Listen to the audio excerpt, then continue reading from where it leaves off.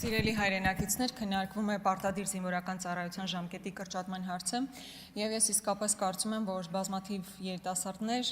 ովքեր առաջիկայում պետք է գնան բանակ, եւ նաեւ նրանց ծնողները, հատկապես որպես մայր ծնող դա պետք է արձանագրեմ, որ դրական են տրամադրված եւ հրապուրիչ է այս փոփոխությունը։ Միևնույն ժամանակ ես գիտակցում եմ, որ սա պրոֆեսիոնալ բանակի ընդհանրապես մի փոքր ֆրագմենտ պետք է լիներ, էպիզոդ պետք է լիներ, սակայն ես տեսնում եմ, որ համալիր միջոցառումներ իրականացված չեն եւ այդ համալիր միջոցառումների փոխարեն ընտրված է միայն մի սեգմենտ, այն է շատ գրավիչ նախընտրական տրամաբանությամբ իրականացվող կտորը։ Բայց այն, ինչ որ ես հիմա ուզում եմ արձանագրել, այն պարոն Օհանյանն էլ նշեց, բազային աշխատավարձի բարձրացման հարցն է։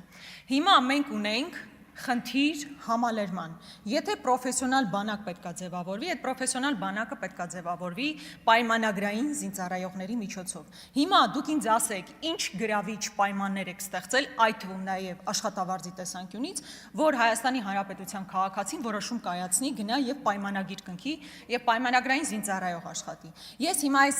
հակադրություն չէ, բայց համեմատությունը մշտապես բերում եմ, որովհետեւ կարծում եմ տեղին համեմատություն է։ Պարեկի եւ սահմանին կանգնած պայմանագրային զինծառայողի միջև պարոն Պապիկյան անթույլատրելի է, որպեսզի պայմանագրային զինծառայողը ստանա ավելի ցածր աշխատավարձ ու զգալի ցածր աշխատավարձ, քան պարեկը։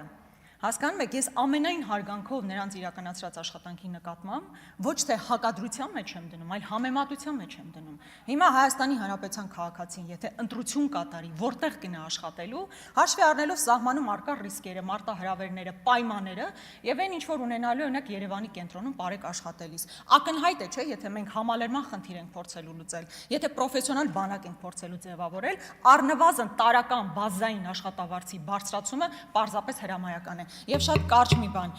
հիմա ուզում եմ հասկանալ օրինակ այս փոփոխությամբ ինչ ենք մենք ստանալու, օրինակ մարտական հերթապահության դիրքերում մենք փոփոխություն ունենալու ենք, թե չէ, որովհետև բավականին երկար ժամանակ ավել մեր զինծառայողները ստիպված են լինում մնալ դիրքերում։ Շնորհակալություն։